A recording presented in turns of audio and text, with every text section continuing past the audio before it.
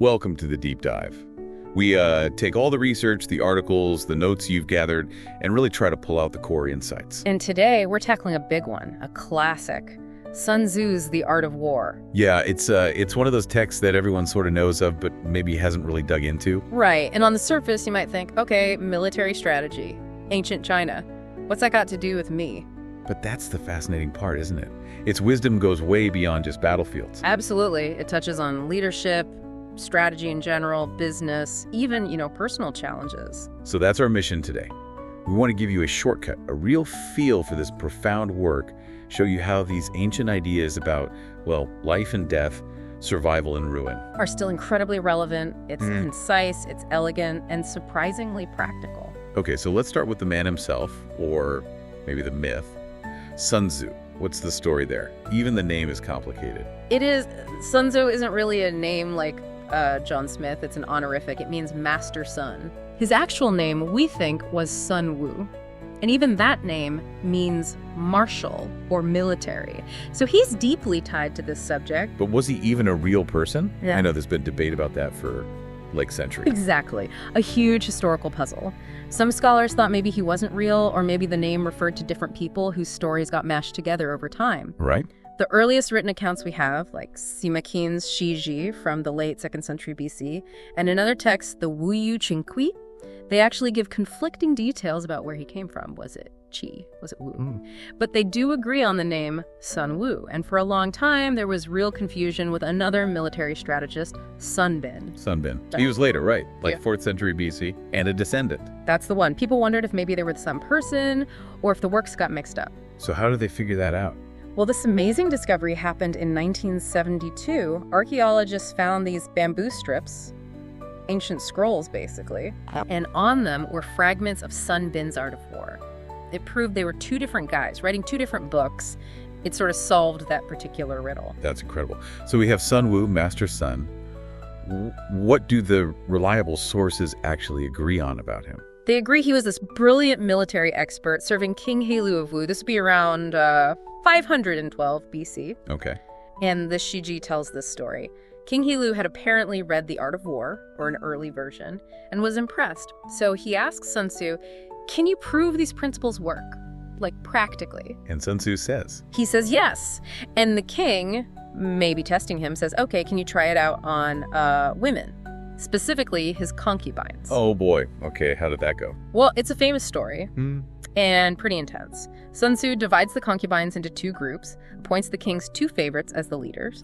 He gives them clear, simple commands, turn right, turn left. But the women, they just laugh. They think it's a joke. I can imagine. So Sun Tzu stops. He calmly explains the commands again, repeats them, still laughter. Then he lays down the law. He says, basically, if the commands aren't clear, it's the general's fault. But if the commands are clear and the soldiers still disobey, then it's the officer's fault. Oh no. I see where this is going. Yeah.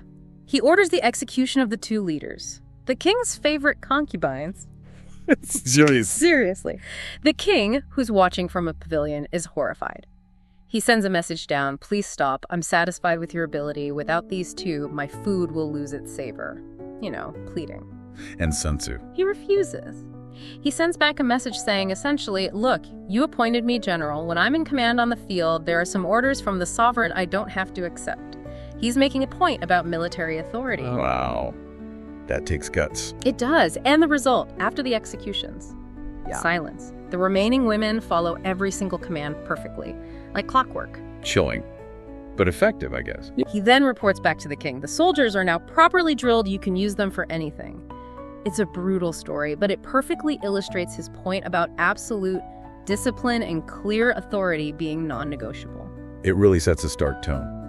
And it speaks volumes about the text itself, the art of war. It's survived for so long. It has. It's structured into 13 chapters, very focused.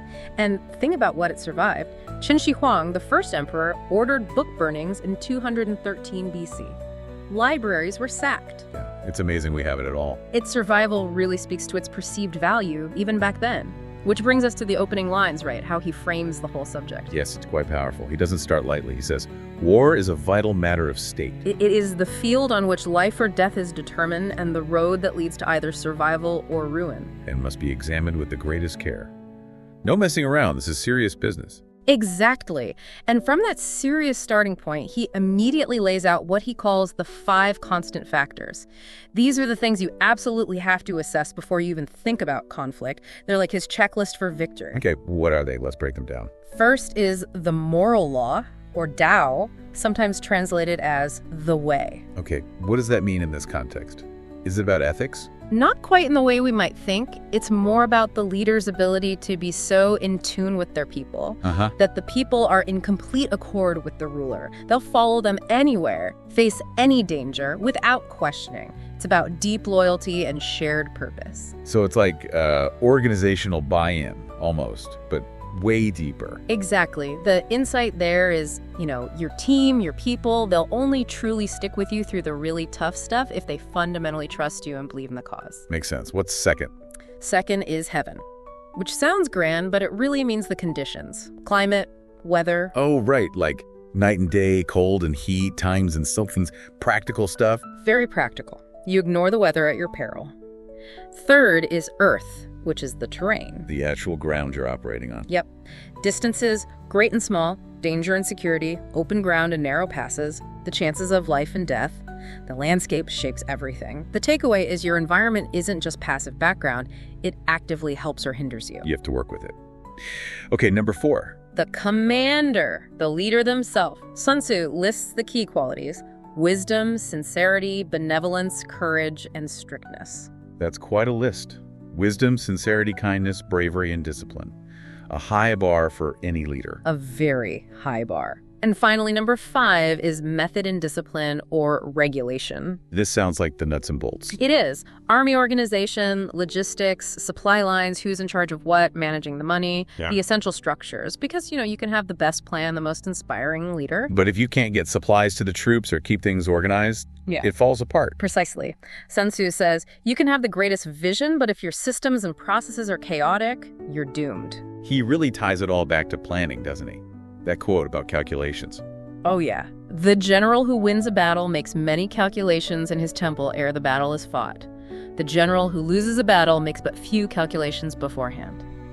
It's all about that foreknowledge, understanding the situation deeply before you act. And where does that foreknowledge come from? Not magic, he says. Right. He's very clear. It cannot be elicited from spirits, it cannot be obtained inductively from experience, nor by any deductive calculation. So, not guesswork, not just past experience, not abstract logic. Where does it come from? Knowledge of the enemy's dispositions can only be obtained from other men, from people, which leads directly into his ideas about intelligence and spies, but also into something even more fundamental, maybe his most famous idea. Okay, I think I know where you're going. The idea that seems almost paradoxical for a book called The Art of War. Exactly. You'd expect it to be all about, how to crush your enemies in battle. Right. Charge. Attack. But Sun Tzu says, wait a minute.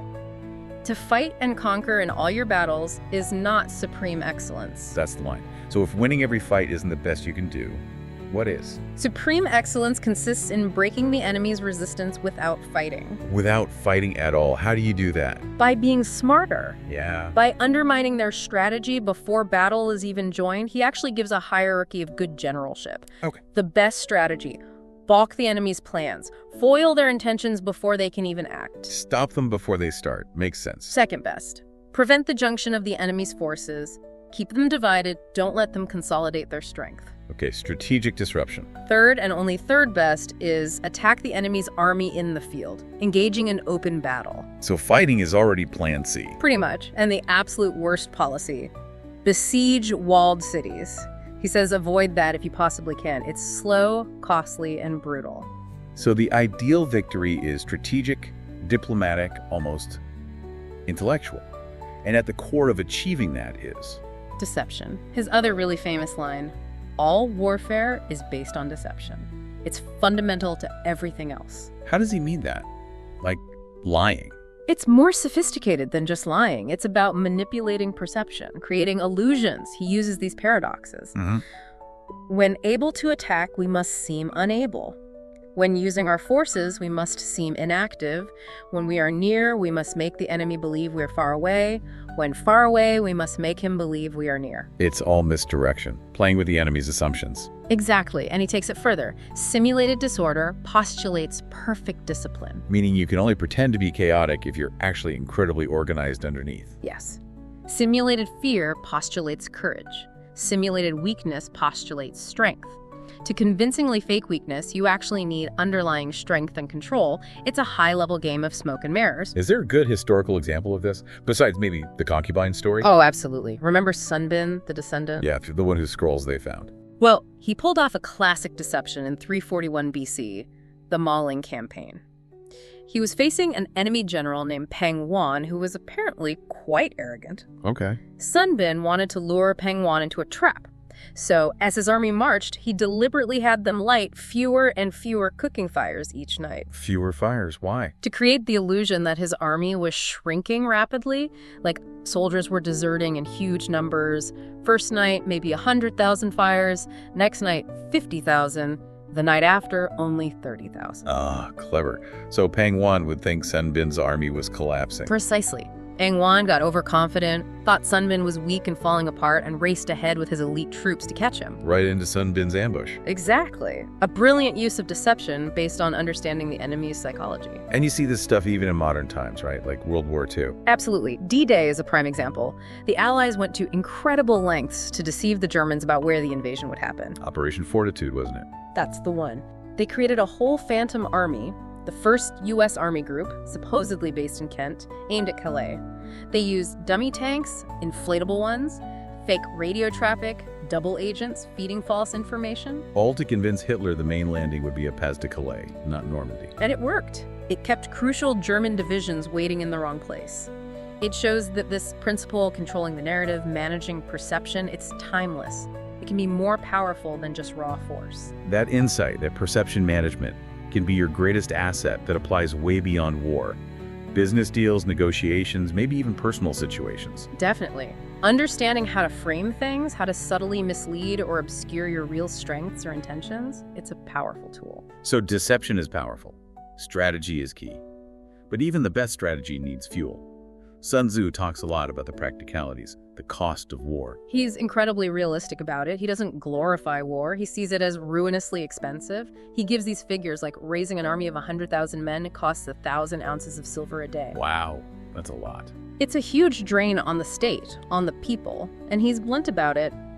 No instance of a country having benefited from prolonged warfare. Long wars just bleed you dry.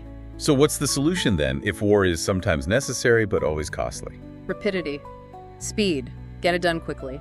He says a skillful soldier does not raise a second levy, meaning you don't keep drafting more troops if you can help it. Neither are his supply wagons loaded more than twice. Don't drag out the logistics, be swift, be decisive. Minimize the time and resources spent. And how do you manage supplies efficiently on campaign? His advice is pretty direct. Forage on the enemy, live off the land, but specifically use the enemy's resources.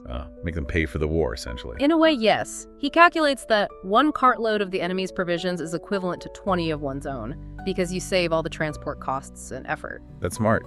It also implies you shouldn't just destroy everything, right? Exactly. Strategic conservation.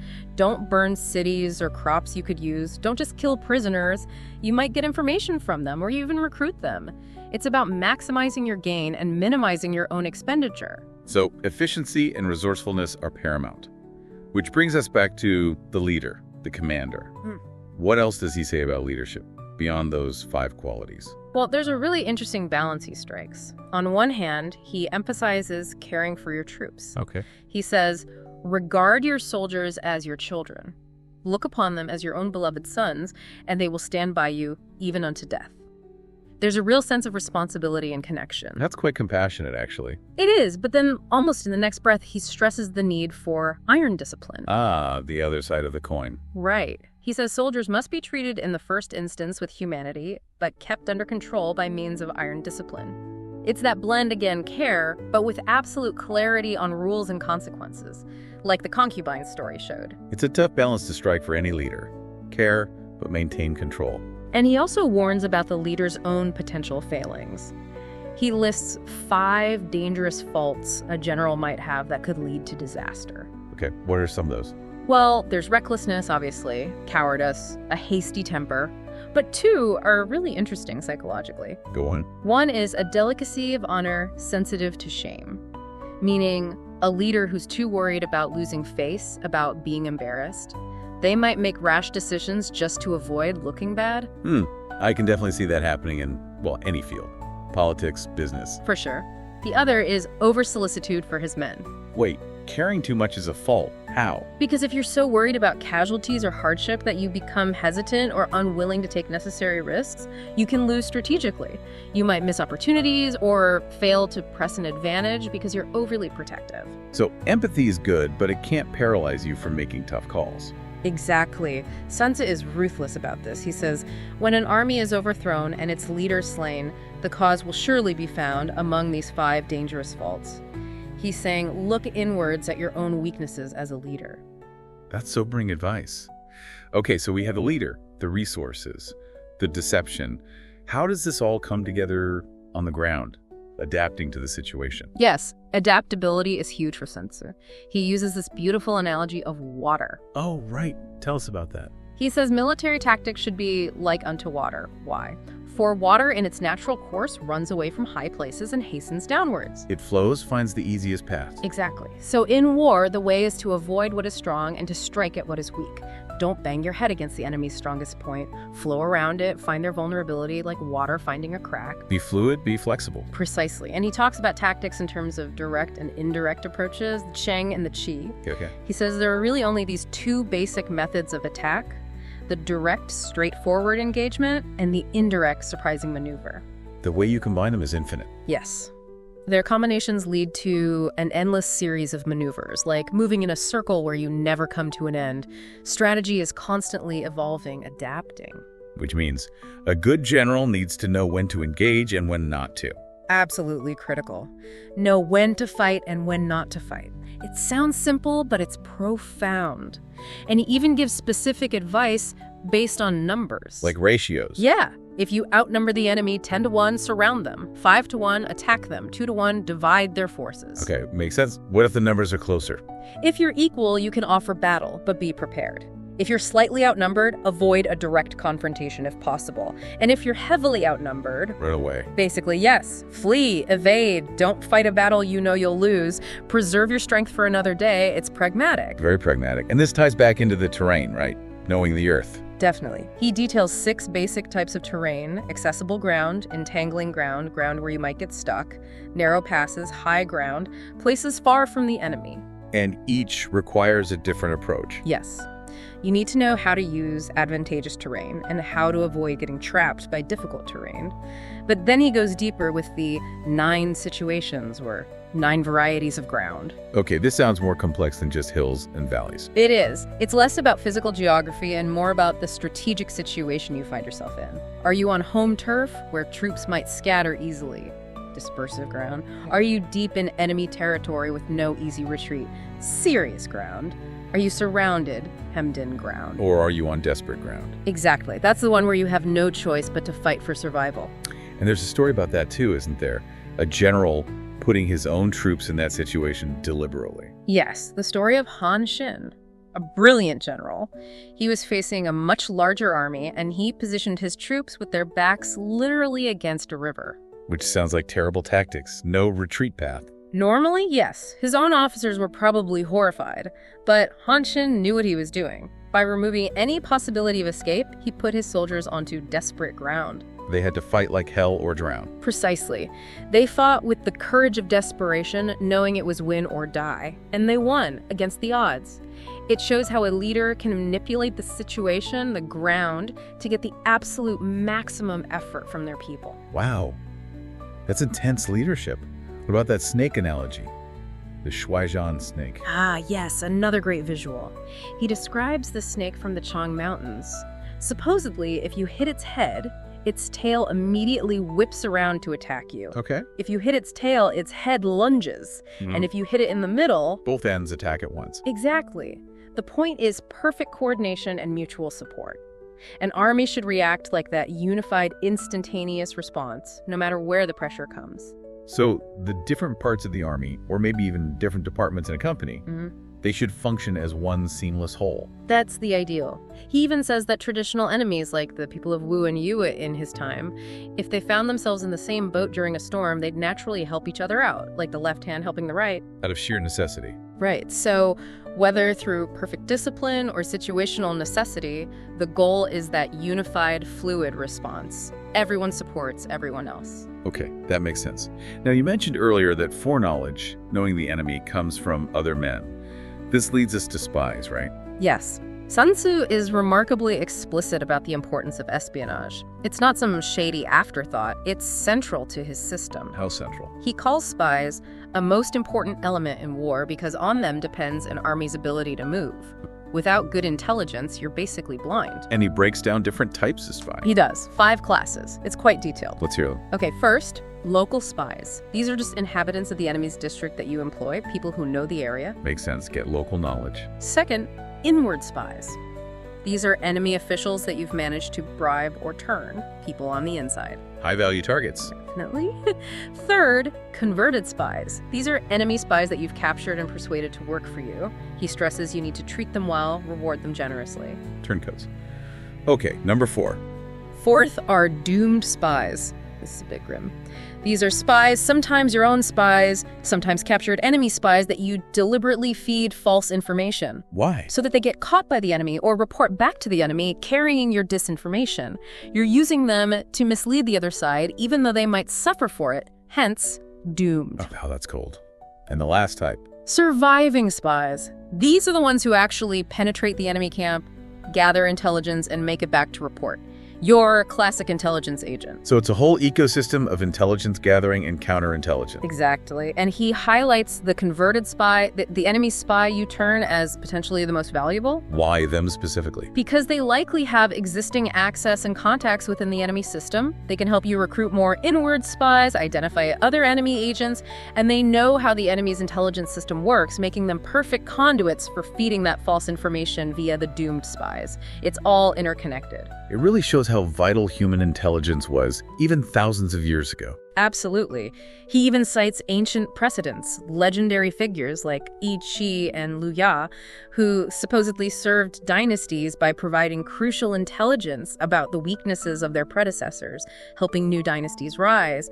It frames spying as this key, almost king-making activity throughout history. It makes you wonder how much of history turned on information gathered in secret. A huge amount, I suspect. Which brings us to the legacy of this text. It didn't just stay in ancient China. Its influence is enormous, right? It really is. You see its ideas popping up everywhere, across centuries and cultures. Like with the samurai in Japan, they clearly absorbed its principles. And back in China, Cao Cao. The famous general and warlord from the Three Kingdoms period. That's him. Around the 3rd century AD, he wrote extensive commentaries on the art of war, clearly saw it as foundational. By the Song dynasty, maybe 11th century, it was officially one of the 7 military classics required reading for officers. And beyond China.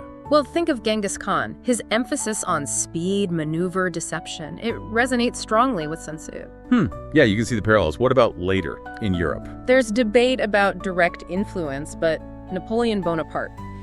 His campaigns certainly reflect many of the principles. How so? Calculated risks, trying to fight on enemy territory to use their resources and shorten his supply lines, seeking those quick, decisive battles like Ulm or Austerlitz, rather than getting bogged down in sieges. It feels very Sun Tzu-ian, even if he didn't have a perfect translation. Interesting. And more recently. Oh, it continued to be influential. Mao Zedong explicitly drew on it for his theories of guerrilla warfare. Right, adapting it to a different kind of conflict. General Norman Schwarzkopf used its principles in planning the Gulf War in the early 90s. Even Western military thinkers like Basil Liddell Hart, his whole concept of the indirect approach owes a lot to Sun Tzu's ideas about avoiding strength and striking weakness. So its military impact is undeniable. But it wasn't universally loved, even in China, right? You mentioned critics. That's true. It had its detractors. Some Taoists were pacifists and disliked the focus on war. Confucians often frowned upon the emphasis on deception, seeing it as, well, unethical. And legalists. They were usually pretty hard-nosed. Ironically, some legalists criticized what they saw as its humanitarian instincts, like the advice to treat soldiers well or take prisoners. They were perhaps even more ruthless. Can't please everyone. What about actual military leaders? Did any just dismiss it? Oh yeah, there's a great quote from Hu Kuobing, a famous Han Dynasty cavalry general, basically saying, strategy is about what works now, in practice. Who needs these old rules? Experience over theory. Pretty much. And much later, Emperor Kangxi in the 17th century called the military classics nonsense about water and fire, full of contradictions, saying only experience mattered. So there's always been that tension. Study the classics or rely on instinct and experience. Exactly. But despite those criticisms, look where the art of war is today. Its influence just keeps expanding beyond the military. It's incredible. You see it quoted in politics, in sports. Definitely. That Brazilian football manager, Scolari, used it in team talks. Bill Belichick, the NFL coach, is famously a huge admirer. And bookstores. Walk into any major bookstore, go to the business and management section. And there it is. Right alongside the latest leadership gurus, it's become essential reading for business students, entrepreneurs, executives. Why do you think it has such enduring appeal, especially outside of war? I think it's because at its core, it's about strategy, about leadership, about understanding psychology, and about navigating conflict and competition intelligently. It's about knowing how to lead, when to push, when to hold back, how to understand your opponent, whether that's a rival company or just a difficult situation. Exactly. It provides this timeless framework for thinking about challenges, assessing situations, conserving resources, and choosing your battles wisely, not just on a battlefield, but in, almost any part of life. So we've journeyed through the art of war today, from the mystery surrounding Sun Tzu himself, to the core principles, like the 5 factors, the vital importance of knowing the situation, and that counterintuitive idea of winning without fighting through strategy and deception.